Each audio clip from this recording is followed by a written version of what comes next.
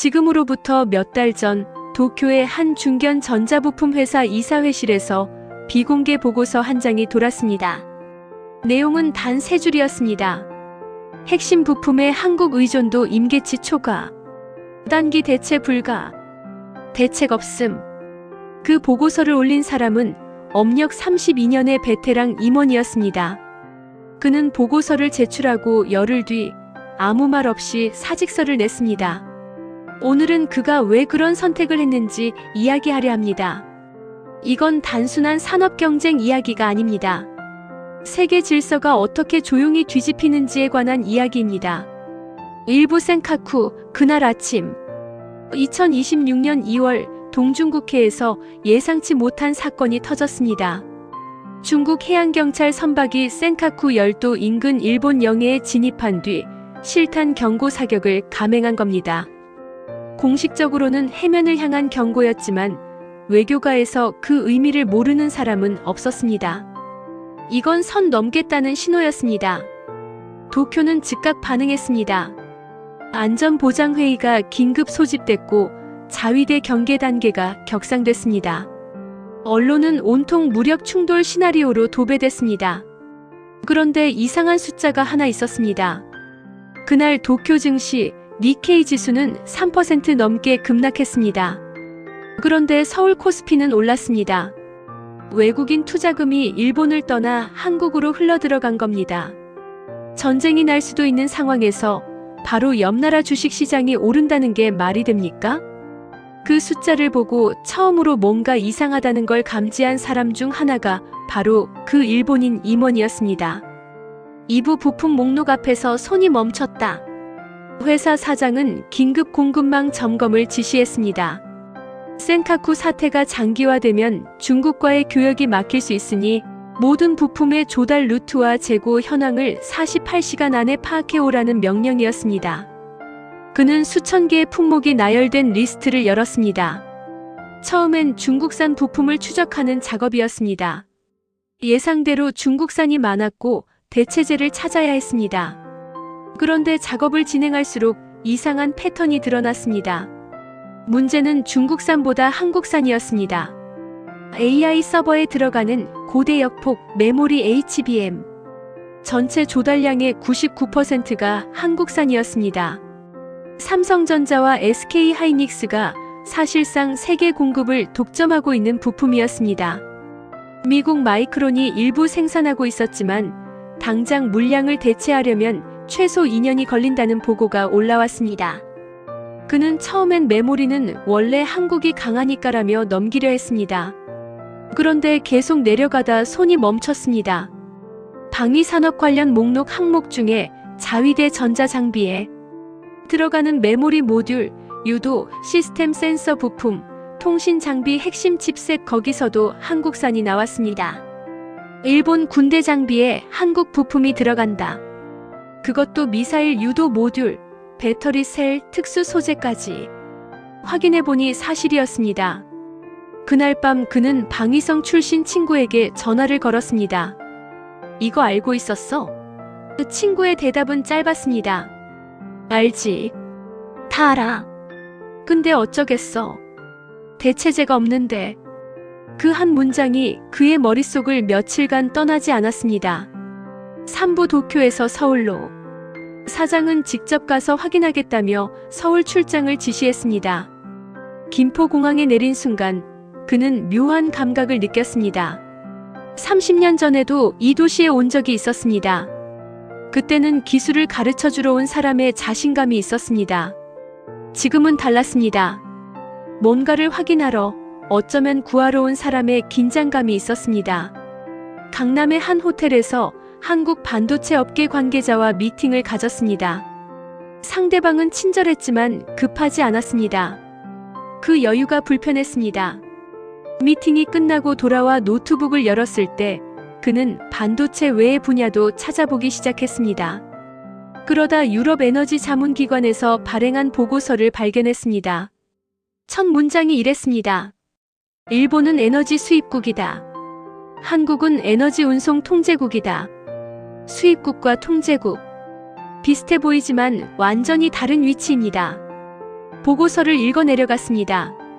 일본이 카타르, 호주, 미국에서 수입하는 액화천연가스, 그걸 운반하는 LNG 선박의 절대 다수가 한국 조선소에서 건조됩니다.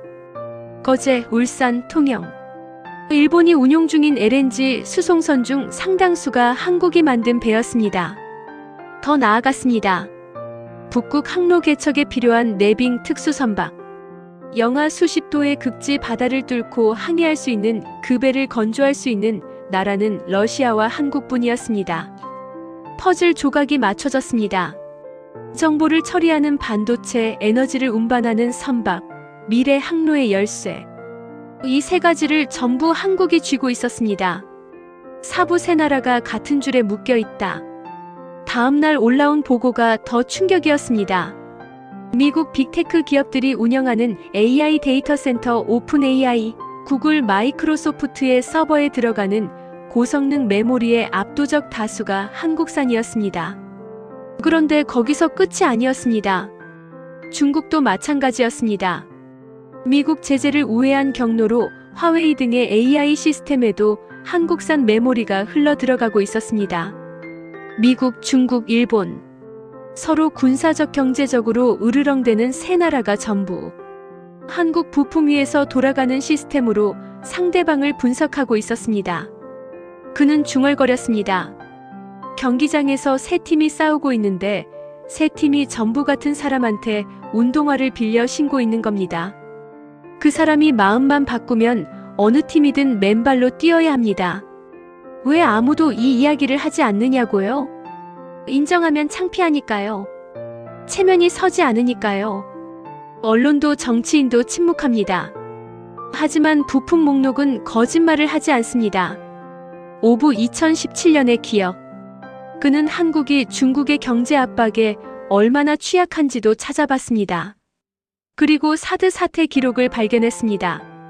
2017년 한국이 미국의 요청으로 사드 미사일 방어 체계를 배치하기로 결정하자 중국은 즉각 보복에 나섰습니다.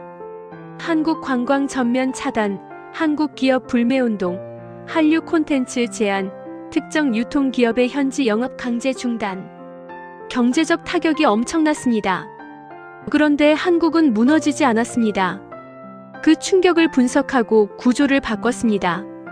원자재와 부품 조달을 동남아시아, 인도, 중앙아시아로 분산했습니다. 수출 시장을 미국, 유럽, 아세안으로 재편했습니다. 그는 무릎을 쳤습니다. 한국은 이미 맞아봤습니다. 중국의 경제 보복이 어떤 것인지 온몸으로 경험했습니다. 그리고 그 상처를 내성으로 바꿨습니다. 일본은 한 번도 안 맞아봤습니다. 그래서 지금 처음으로 그 앞에 서서 다리가 떨리는 겁니다. 미국 상무부 보고서에도 비슷한 결론이 있었습니다.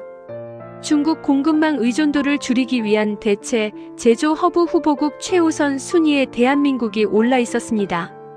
선정 이유 중 하나가 공급망 충격 대응 경험과 내성이었습니다. 위기 상황에서도 공급을 유지한 실적. 이건 기술력만으로 얻을 수 있는 평가가 아닙니다. 육부 호텔바에서의 대화.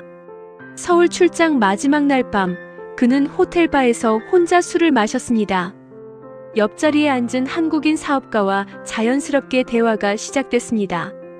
서로 이름도 밝히지 않은 채 그냥 업계 이야기를 나눴습니다.